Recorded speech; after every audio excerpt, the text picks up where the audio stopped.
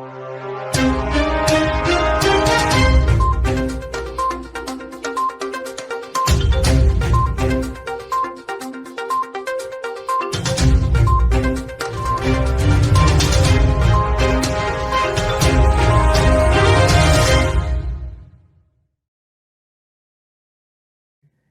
viewers to a very special episode of Canadian Mosaic. Today we have brought two very special guests. They are jointly special and they are individually special. One of our guests has been here before with me also. He's a police officer and he ran for local elections, municipal elections, and he won also. So we are inviting him again. But today he is here with his police chief. So we welcome Brantford Police Chief Rob Davis, and we welcome our friend Adil Khalqi. So Adil Khalqi, first congratulations and Mubarak on winning the election and coming back to this program. Viewers, this second special thing is that we have in our chief guest, the Chief Rob Davis. He's from First Nations. And today it's very interesting and remarkable day because in Manitoba elections, the premier is going to be the First Nations person, Indigenous person. And this is the first in Canada. And at least for my little small career, media career in Canada, this is my first that I am talking to a Mohawk chief person. And I pay my respect to you and I'm very thrilled and I give the mic to you. First, to introduce yourself as an Indigenous person, how did you come to the police? And then in today's show, we will be discussing two things: how Brantford Police is redefining itself and taking a lead in transforming how the future of policing will look like, and secondly, inviting you people to Brantford Policing. Sir, over to you. Oh, thank you. Well, thank you very much for having us here today. Thanks for acknowledging the new Premier of Manitoba. This is a historic and great day for Canada. When I was talking to colleagues and friends of mine today, we said, irrespective of what your politics are, for which your political party is, this is a very significant day. You know, for Wab Kinew to be the Premier, this is amazing. Yeah, absolutely. Because amazing. We had first Governor General and then this Premier. Now I'm hoping that in my active voting span, we have a Prime Minister of Canada also. Hey, let's hope. Let's hope. You know, and along that lines, I just want to acknowledge that honored to be here in the city of Mississauga, which I want to acknowledge are on the traditional lands and treaty lands of the Mississauga of the Credit, the Haudenosaunee, the Huron, Wendat, and the Wyandot nations. And so I just want to acknowledge that. And again, thank you. And you are part of the Haudenosaunee, Yes, I was raised on Six Nations. I'm from Ashwegan, which is kind of like the downtown of the reserve I came from. Mm-hmm. I was raised there and started. When I became a full-fledged police officer, it was with the Six Nations Police. I started with the Municipal Police Service prior to that as an auxiliary special constable. But then when I became a regular officer, it was in my home community of Six Nations. And that's where I love where I am right now in my policing career, because I see so many parallels to what my and our community in Indigenous communities wanted, something different from policing, and we're seeing that same call for change from society at large in Canada and in Ontario. To basically inspire and invite young people from South Asian communities in particular, but most immigrant communities.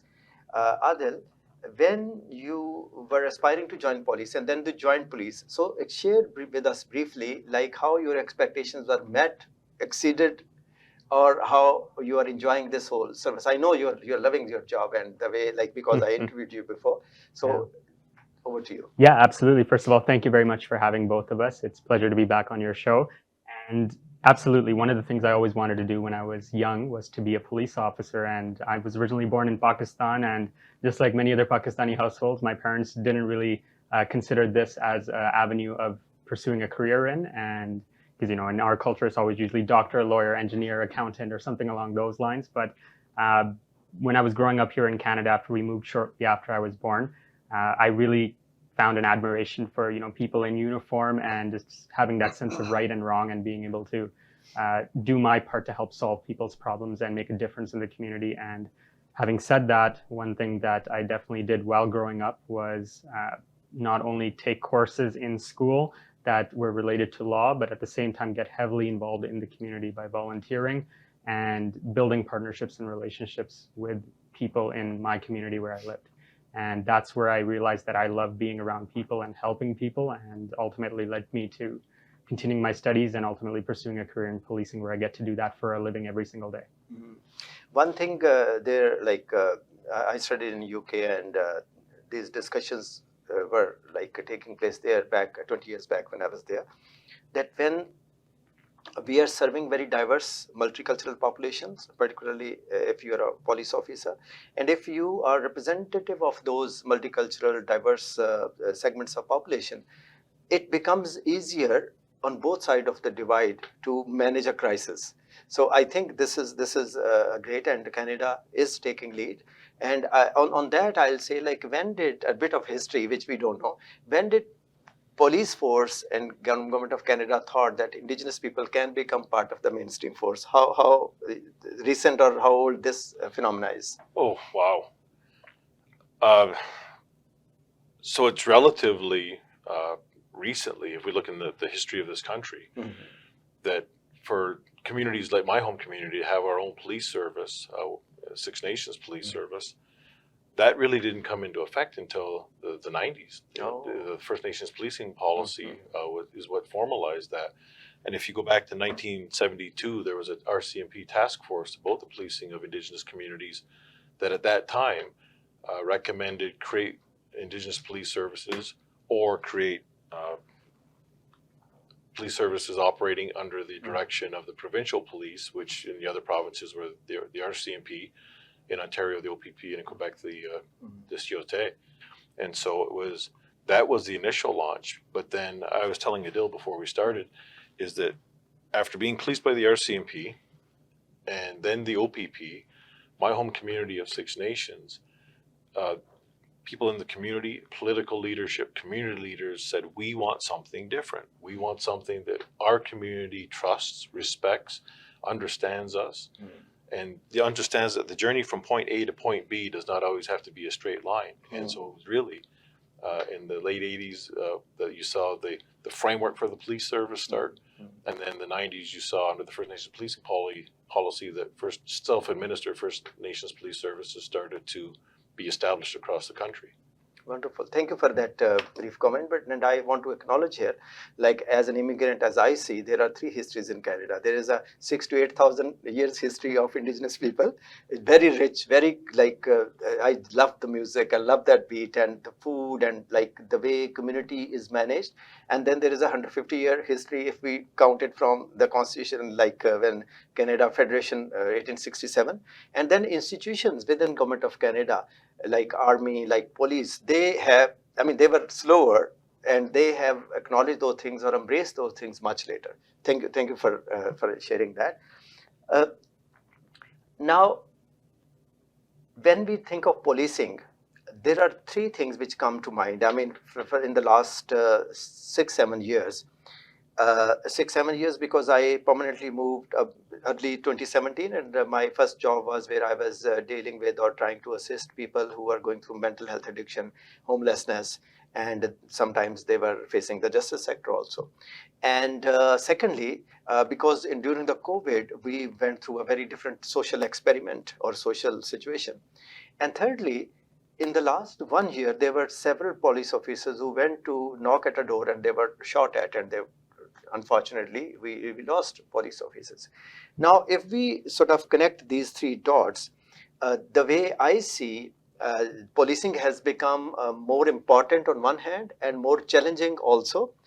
And now policing is just not that you stop a riot, you basically go control or arrest someone. It also means that you understand your community. You understand people may be in a difficult situation, and that's why they are behaving in a very odd way. And before you look at a miscreant and reach your gun, there is a lot of distance, or actually there is a relatively different distance between an indigenous person or indigenously trained person and between a person of color and who brings cultural competence, cultural humility, and maybe somebody who is not aware of these things. And there are many people who are not aware of these things, because I know several people who were going through a mental health episode, they were just shot at. So on that point, I would like to hear from you as leader of a police force who's decided and who's resolved to transform itself and become a model police force for the future police forces in Canada. And after that, I'll turn to Adil to share his experiences where he benefited both the police, the community, and that situation because of his cultural competence or cultural knowledge. Over to you. Sure. You know what? You absolutely nailed it when you talk about cultural competency. I think that when you bring those cultural competencies and the language skills, and even if it's not fluency, just the ability to understand some words. Or start an initial conversation to break the ice in a different language. Well, and I think the other thing that it does is that it just by virtue of the conversation, is it slows things down. Yeah, exactly. You know, and that's where, so I'm very proud of what we've done in Brantford in the last 4 years, because I've been very aggressive on hiring officers from diverse backgrounds. And it's really a shift in what we value in policing. You know, so when I started, we valued that you had to be, so tall, be able to bench press this amount of weight, run that fast. And I really think that we have to understand that society's changed, and what's important now. It's having those cultural competency, language skills, ability to slow things down and listen to what people are actually saying, communication.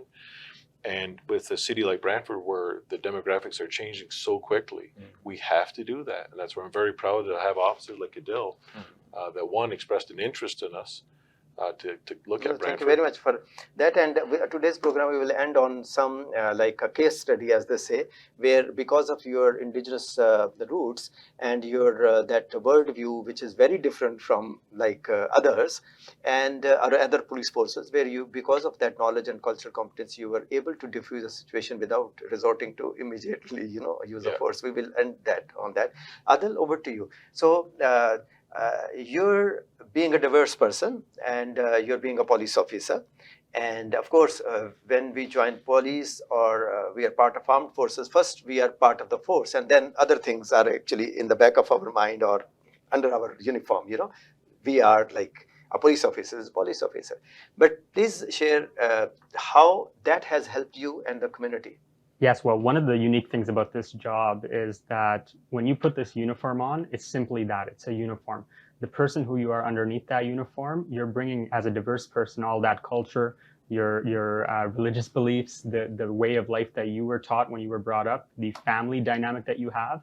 And why representation is so important is because, just like Chief said, when you're going into, let's say, a Pakistani household where there's an issue happening, you can resonate with those people better as a person from that same community, because you'll be able to speak Urdu, Punjabi, whatever their language might be, and solve their problem by empathizing with them better than somebody who may not be of that cultural background.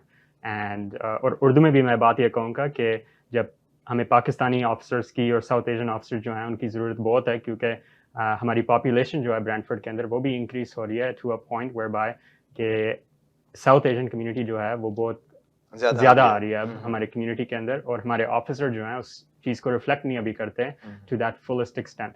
और वो होने के लिए बहुत ज़रूरी है, क्योंकि अगर वो ना हुआ तो फिर थोड़ी सिचुएशन ये होंगी कि उसमें अगर पुलिस ऑफिसर गया, वो प्रॉब्लम जो उधर हो रहा है वो सॉल्व नहीं हो सकता, और वही मसला है ना फिर बन गया। अगर बहुत अच्छा आपने उसको बताया।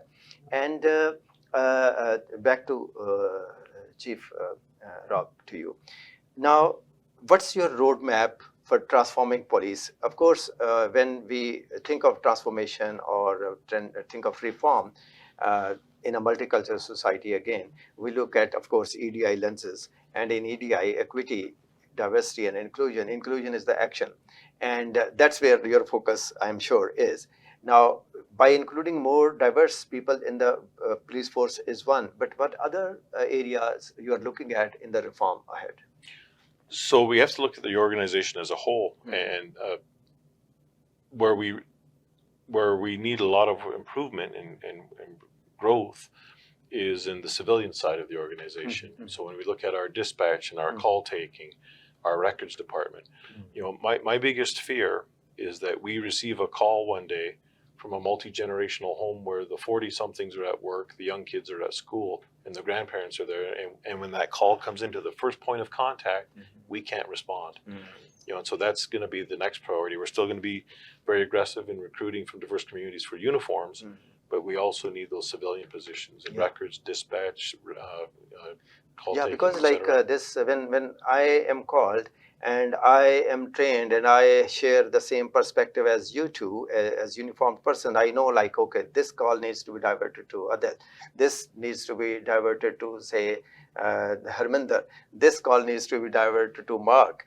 So if I do that, I am actually serving the community as well as the police force. Correct. Yes. Okay. Well, that is an example of that. One of the many times what happens is I've had it many times so far on a ship. I've only been on 3 years, but there's other officers who are in a cultural household where language is a concern, and they request an officer who can speak the applicable language. And I've gone into those cases where I've had to use translation for some officers that were assigned as the primary investigating officer, but the person that they're dealing with doesn't necessarily speak English, so they need that translation. So that's a perfect example. Yeah. And I have been in Japan where like English was not the language spoken, or a couple of times France, where I didn't know much French, but basic. So even if you start a little conversation, the other person becomes more accommodating of you, and they then come to English also. So sometimes like in a crisis, if we hear someone who's helpful, or particularly police person speaking the same language, it's such a great relief. Not half, but at least 30-40% of the stress is gone, that okay, I am talking to a person who can understand my language. Because in crisis, we may not even have access to our like routine vocabulary in another language, because in crisis, first thing is our mind is actually not at its even half capacity. So I think that is a great thing. If I can just add another comment. When you talk about the roadmap, when I reflect back on my own career, when I started, I was one of very few Indigenous officers in the municipal police service, my very first police service, where I was auxiliary and special. But there was more sharing and learning that went sitting in a cruiser with someone for 12 hours. And it was baby steps. At first there was no conversation, then there was some conversation, then there was trust. Then the real questions came out, is it true about this in your culture? Is it true about that in your culture?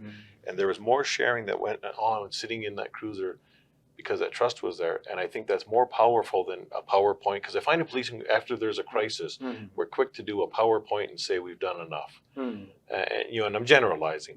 But that's where by increasing the diversity in our ranks, we then create an environment where that trust will build, and then that sharing will build. And so that's what part of the roadmap is. But it was as we normalize diversity in our police service, civilian and sworn, those conversations, true conversations, real conversation and sharing. That sharing is so important. Let's take a brief break, and then we come back to police chief for this question. Welcome back. After a break, we are getting back to Chief Rob, and my question was that the image of policing is very brutal, particularly in America. In Canada, it's a bit better, but once in a while, something happens. And unfortunately, in the last 1 year, Canadian police officers have been on the receiving end. And since Brantford Police has decided to become a pioneer, a sort of leading lab in how the future of policing will look like in multicultural settings and in a multi-layered crisis also. So that's where I said how you are trying to build this whole force. Training is one part of it, where people, police officers, when they walk in a situation, they use your brain more and their brawn less. Yeah, absolutely. There's a number of things we're doing. We have the mobile crisis response teams that are helping us to deal with the mental health component. But the other thing is our city's diversifying, is that we're changing how we train. And so my observation in the past is we would have actors that were typically other police officers, but very limited diversity. And so what we do now in the scenario-based training is we're being very purposely bringing in actors from diverse backgrounds to see how the officers react in a situation. So when they come into that door and they see someone that doesn't look like them and now doesn't speak their language, what do? does their anxiety go up, which then may cause them to go to use of force just because of the tension and with all that's going on? Or how do they deal with it? And through that repetition of that training with the diverse languages, the culture, that it's forcing the officers to slow things down, think, what do I have? And then that exposure. And so that repeated exposure, so that should they deal with this. So it's like it's a more immersive training, as they say. Immersive training with diverse cultures, so that the first time they deal with a different culture, different language, it's not the first time in a high stress situation. Yeah. That we, I guess it's a bit of a stress inoculation, but the other part of it is then understanding just because someone's yelling at you in a different language does not mean that it's we don't know. Like the officer going in the door, you don't know what you have. So it forces you to slow down and think what you have. But at the same time, looking out for your officer safety and the safety of the public. Of course, that comes first. But absorbing all those things, and again, that's a very it's a lesson that it was part of our fabric when I was with Six Nations Police. Is that yeah, I'll come to that also, like how policing looks like in Indigenous communities within them before like 150 years and now how that has evolved. So Adil, same question to you, but as a young police officer who got this training and who's got such wonderful boss who understands diversity and actively promotes it. So how do you think in like 5 to 10 years when you are a senior police officer here, what type of things from your own experience as a diverse police officer you will like to be part of that future roadmap? Yeah, absolutely. And that's one of the reasons why I got into this line of work, is to be part of the next generation of policing and be flexible towards what the public's needs are. You know, the public's needs in the profession that we have are always ever changing. Policing is one of those jobs where you as an officer are always learning, and you're learning based on what the public is telling you, and you're always having to adapt to changes in policy, changes in training, and being up to date with the best practices and the best information you have to make the right decision in your interaction with people when you're dealing with them. What we see in policing all the time is an increase in mental health type calls, use of drugs causing adverse reactions in people, domestic violence, you name it, it's whole different types of things. And all of those different type of calls have one thing in common, and that thing is how you deal with the situation to try to communicate with the person, de-escalate the situation, and resort to your training rather than your emotions, and controlling your emotions, because we're human too. We might get angry, we might get upset or offended by certain things people might say or act in a certain way. But one of the things we heavily train on is being able to control our emotions and building a rapport with somebody, so that way we can get a peaceful resolution every single time. And I can tell you as a newer officer, de-escalation, communication, and resolving problems peacefully is something that has a heavy training component in every situation that we go through in our training. My next question is regarding resourcing police. And I will be basically putting this question on two hinges. One is two hooks. One is that as I understand, a better country is where more and more cities are run better, have better policing, better housing, and better economic opportunities. Now, to do that, police in a municipality, in a city, in Brantford, in Toronto, needs to be resourced. On the other hand, we have these like activist voices saying defund the police, that is one. Then we have those traditional voices saying they bring more police. And I think the middle ground is, or the solution is somewhere around the middle ground. So my one question is like, what do you think is the middle ground? What type of more resources police needs to have so that it can cope with more complex challenges? That is one. And secondly, my second part of my question is that what type of resources you would need to realize, to basically translate your vision, your roadmap into action? So, great question. In the city of Brantford, I came in there with a mandate, excuse me, modernizing the police service. We have known as police leaders for 2 decades that the model of throwing more police officers at it is not sustainable. And then recent events is you're seeing the public say that we have to revisit this through defund. We're now seeing a bit of a shift where it's maybe, well, not so much defund as reallocate. So in Brantford, what we've done is, first of all, I look at it globally as the whole city, as the whole corporation, not just the police, but what are those other facets that have a role in public safety. Is that bylaw? Is that the mental health specialist? Who's there to help the public safety? But internally, we've come up with a stratified approach. So we have 3 layers of special constables. The special constables that are working inside the police station with the prisoners. There's the special constables at the courthouse. But that middle ground, if you will, are the special constables that are outward facing, interacting with the public. They look different. They're in a high-vis uniform. But more importantly, they have the time that when they're dealing with someone in crisis, they can have the time to actually engage them, try and connect with services. They're very... we control the scope of their responsibilities so that they're not caught up in the vortex of going call to call to call to call to call. I see. And so in doing so, it's a nice hybrid approach where they're there as representing the police as a special constable, but they really do have the time to form those relationships with the individual. And again, it boils back to this communication and trust, that they can have a conversation with a person when they're in crisis, and then ideally connect them with the other social service entities in the city. So basically, it's both layered and a hybrid model, like where a person whose core competence is negotiation or talking to community and connecting them with services, that's what is the first point of contact. And in case the situation needs some sort of use of force, then of course other force comes in, but at the right time. And we don't start with the use of force, we start with the use of brain, as they say. Exactly. And what we're finding is we're 1 year in now to having the special constables outward facing in our downtown. It was modeled on the Toronto Community Housing Authority special constables, who do an amazing job.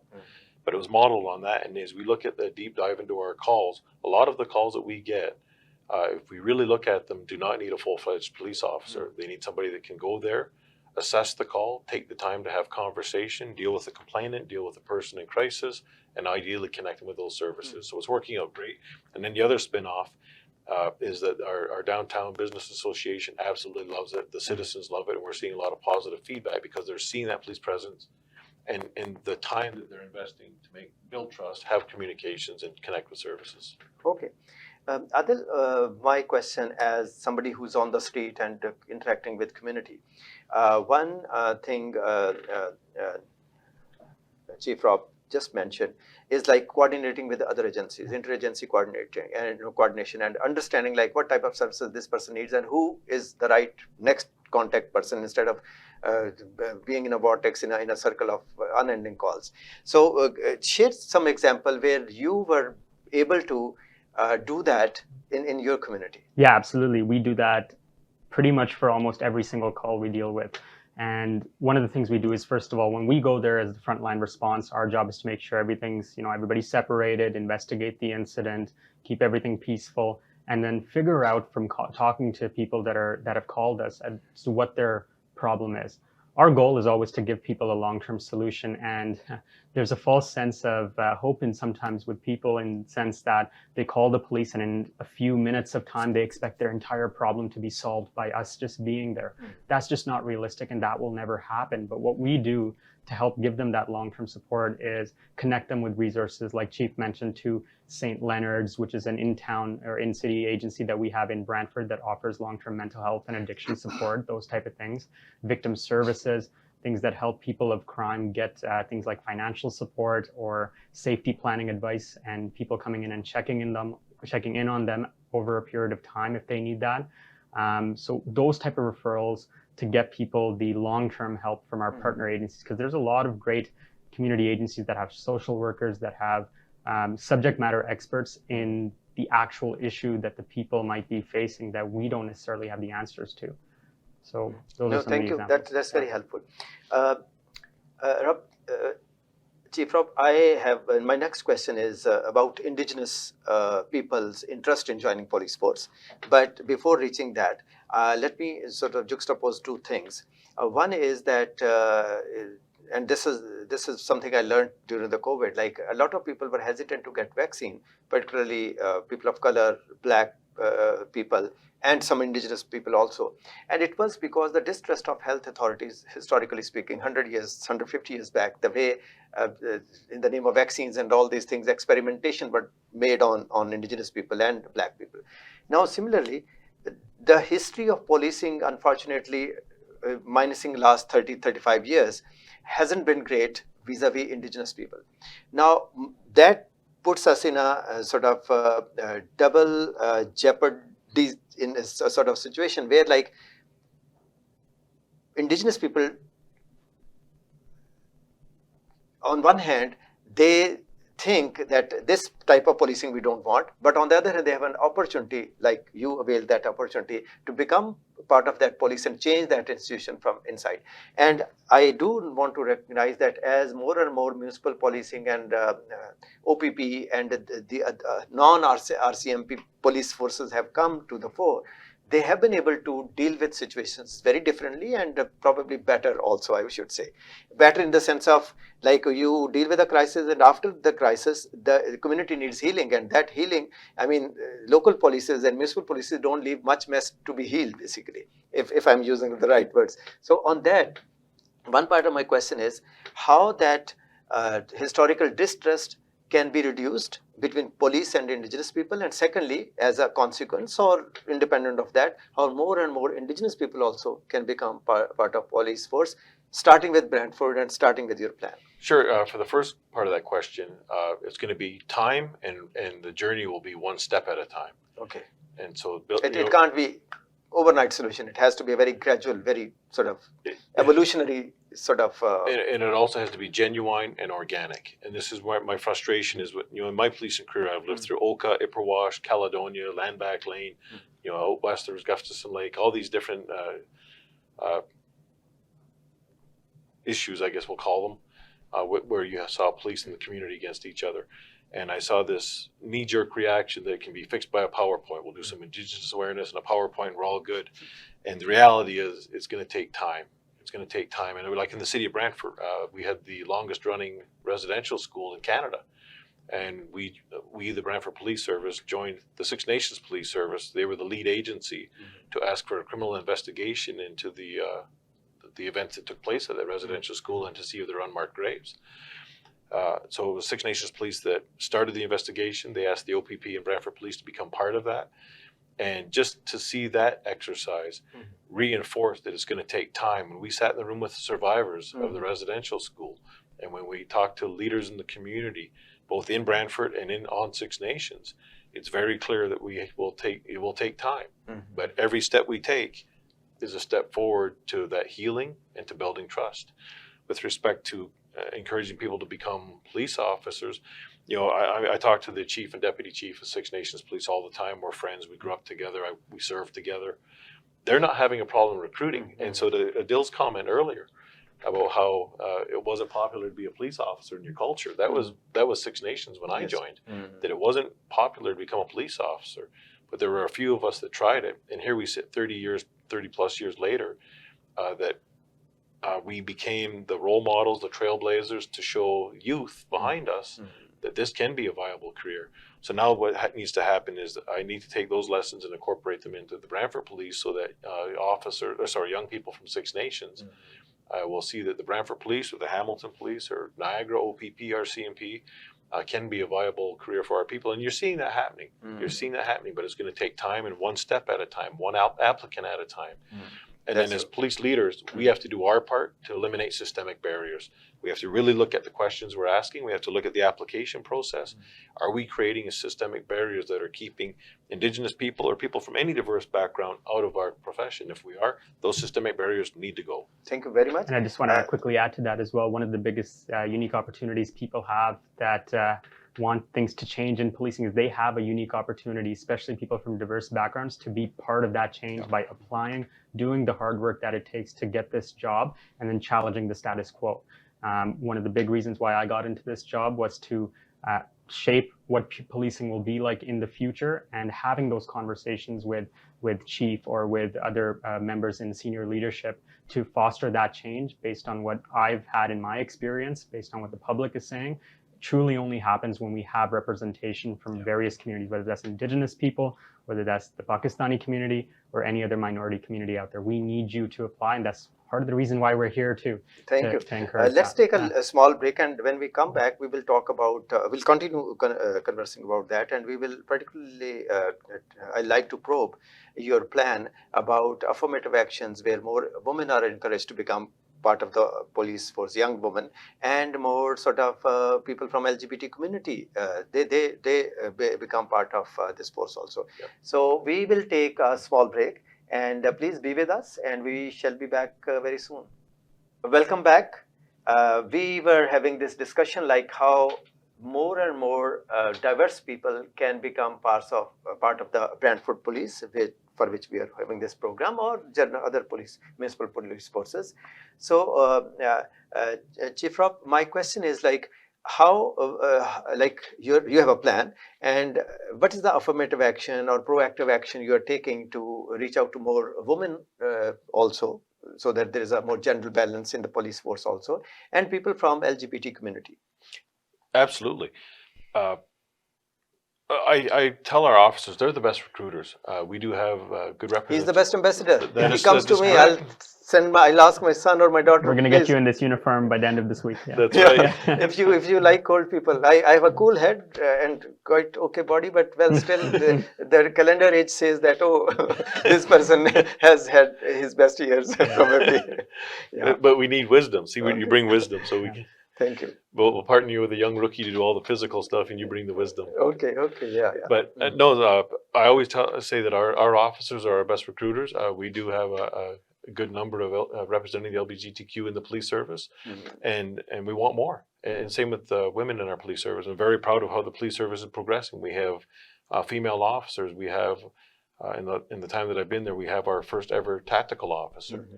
And it was interesting. We were at an event last year where there were police from across the country, and people were like, "Is she really a TAC officer?" Yeah, and she didn't. We didn't put her in there as a token. She worked very hard to achieve that. I understand. Yeah. And she becomes a role model. And so that's where we're the best. Our people are our best recruiters, whether it be the diverse community, Indigenous community, LGBTQ community, you name it. That we need people. We were talking earlier about like Adil being a role model and fulfilling those roles and taking action to be part of the change. And I remember many years ago watching an interview with football legend Jim Brown, and here this guy was, a black athlete that was thrust into the spotlight, and he realized that he was a role model, and he had this phrase that if you see it, you can be it. And that's what I think we have to do, is that our officers in our service that are from diverse backgrounds, or LGBTQ, two-spirited, you name it, that Indigenous, we need to get them in the ranks. They need to understand that they are the ambassadors like Adil, and then understand that people will see that. And if you see it, you can be it. And it's more than just getting people in at the entry level. I am absolutely committed to creating career pathways. I'm so proud of our officer that's the first female TAC officer. Wonderful. We should do a program, Adil, next time. Probably we should have you with that person or some other colleagues also who are out of uniform, so that we can introduce, like within police force, such a tapestry of officers and support officers exist. Well, and to see our diverse officers that have entered into specialized units, whereas in the past, the attitude would have been general. And again, I'm generalizing in policing, is that no, you have to pay your dues for 10 years or 12 years. Well, our world has changed, and again, if you see it, you can be it. And so again, when I look at my career, the knee-jerk reaction is a PowerPoint. We do some diversity hiring, and we say mission accomplished. From the Indigenous context, I really question: did we create that generation behind us to be the leaders? I don't think we did. I think there's more work to be done. Then when I look at diversity as a whole, that's why I want officers like Adil and his generation to not only enter, but to have a career pathway. And that's where police leaders across this province and in this country have to commit to not only entering, but creating career pathways for diversity. Yeah, because the young officers like Adil, when they come and they stay there and they feel at home doing what they're doing, I think that's the best way to serve the force and to serve the community also. Well, and it creates role models. So if one day he decides to go to a specialty unit or to become promoted, that generation watching him will see, I can be that. And the good thing about policing here is, like, there is a horizontal mobility. You are a part of this unit, and then if you are interested, you get the training and you become the part of that unit also. Adil, we come to you, and because after this we'll come to Chief and we will end on that powerful story I know which is waiting. I haven't heard that story, but I can feel that. So here is the camera. You are talking to young people from South Asia in particular. invite them over. Sure. I was 20 years old when I got this job and started my training at 21 and went on the road at 21. This is a job that if I can do it, you can do it. As long as you put in the hard work that it takes to meet the requirements and go a little bit above and beyond, things like volunteering in your community, building trust with people and getting good references. I had to have about 12 during my process. Going through multiple interviews is something you're going to have to go through, but as soon as you do and having that goal and that vision and that fuel based off of hard work, you will get this job and you will do amazing things. And change only starts when we have people from different backgrounds apply and get hired on. The people make the organization function. And when we have different types of people at the decision-making table, that's the true way we foster change. So Brantford Police Service is hiring. Chief will definitely emphasize that too. And we need you to apply to us. And we hope that we can shape your future and your career. Such a powerful message. We will give you a special clip so that you can run that on social media. Sure. Okay. I was working with a community, ethno-racial community organization, and 4 people approached me. It is 2018, 2019, that they wanted to be part of police, and they needed community experience. So I customized their experience, and I'm very happy to say that 4 of them, they are part of Toronto Police, Karamveer, and they are part of OPP, and they are part of Waterloo Police. Awesome. Yeah. And so I'm very happy. I haven't met except one, I had a phone call, but I'm so happy that people who are working in community, and that's where I say, people who are working in social sector, immigrant services sector, serving refugees, they should also encourage those people to provide those experiences. And therefore, policing is something which the entire village supports and to help it succeed. It's not, police cannot succeed at its own. So that's what I think the community needs to do. Now, coming towards the closing of this program, as an Indigenous person with all that deeper perspectives and spiritual depth, what I call, tell us a situation or situations where you were able to employ those insights, and was able to diffuse a situation, manage a situation, resolve a crisis without using the gun or the force. I know Indigenous people are so humble, when they're put on the spot, it's very difficult for them to just throw things out. Yeah. I can't really, there's so many examples. Let me put this question this way. When you go in a situation and you know that there can be other things also than what meets the eye. So what are those other things which you employ? And that way we will reach those roots where Indigenous knowledge and the culture, the way of connecting and understanding, that helps us diffuse situations without using force unnecessarily. So during my time with Six Nations Police, I saw many situations where my colleagues and I, we would have been justified using lethal force. Mm. And I don't know why, but there is something inherent in us that we didn't. Perhaps it's because we're from the community. So the person we're dealing with quite likely was, a friend of a friend or a relative or somebody we went to school with or a sibling of someone we know, because it was such a tight-knit community. But I think it forced us to think instantaneously, what's the repercussion going to be? Is there going to be repercussion against me? Is there going to be repercussion against my family? Am I going to be alienated? What's the impact going to be on that person's family? All these things went through our head in a nanosecond. And that we would, if we had to deal with it, would go hands-on because the outcome would be safe for all of us.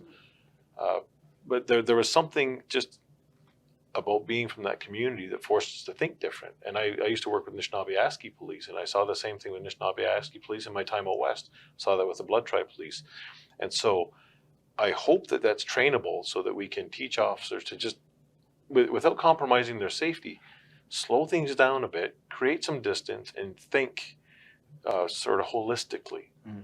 And I know that's easier said than done. I understand, but I think there are 2 things which I, as an outsider, am picking. One is that when that person was in crisis and yelling and shouting, you understood what that person was going through and saying. And the second thing, again, was you saw that person not an individual miscreant, but as part of a whole where that person probably didn't get that support or healing which should have been there. And now it was your opportunity to basically give that person a chance to and wait. Basically, it is that pause, that reflective pause. I think you exercised, which helped you greatly. Absolutely. And again, I because when I tell people this, they say, "Oh, well, you're compromising officer safety because that takes too long to think." And I think I really do believe we can teach that and train that, because I'm so proud of my time serving in Indigenous policing with Six Nations Police, Anishinaabe Police, and the colleagues I have in those services, because there was just an innate skill that we could, in nanoseconds, Exactly. assess. And I guess intuitively, it's like you can't even measure it. Well, we would always say, time is our friend. Mm. And if we need, space is our friend. And space creates time. Yeah. And then through that, we can de-escalate. And in Pakistan, I did some research on policing, and I was a civil servant there. And one thing I always thought in such situations is like we are picking between efficiency and effectiveness. And effectiveness has more spelling also, but needs a few more seconds, a few more minutes, a few more hours, depending on the situation. And effectiveness is more sustainable, more viable than efficiency. Efficiency is not everything. And I now first give Adil something to say other than inviting them, and then we will conclude on your message to the community. Adil? Yeah, no, absolutely. Thank you very much for watching, and we hope that we were able to give you some valuable insight into policing in a general sense of things, and encouraging you to apply to join us. So, Police Chief, I have this question from you. Like when immigrants come to Canada, they could go to Australia, they could go to US, they could go to UK, they could go to other countries, but they come to Canada because Canada says we have a better health policy, health system. We are more diverse, and we do multiculturalism, and then it's a relatively smaller population, larger area, so you'll have a home also. So now it's your, basically, I invite you to talk to the community and tell them what they should expect when they join Brantford Police. It's just not the uniform officers, there are other venues also. Absolutely. The Brantford Police, we're very proud that we have three tiers of special constables, and part of that is by design so that we can create career pathways. So if somebody's not quite sure if they want to become a full-fledged officer, they can try joining the police service as a special constable, working inside the police station, managing our prisoners and helping the officers inside. We have the court security tier, and then what we have is the outward facing, which is the closest to becoming a full-fledged constable. But all of that allows people to develop the skills and comfort and confidence to do the testing to become a regular constable. The other part that's an added benefit is we build trust, we share with each other. And so the person, their family, their culture get to learn about us, we get to learn about them, but it's a career progression for people.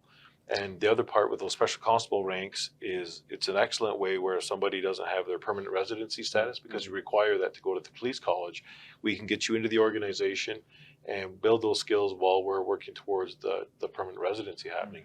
And so I really encourage people to look at the Brantford Police Service. We're hiring in all the positions, civilian, we're looking for communications, we're looking for dispatchers, records, and then our special constable ranks for people that want to test the waters, if you will, test drive a career.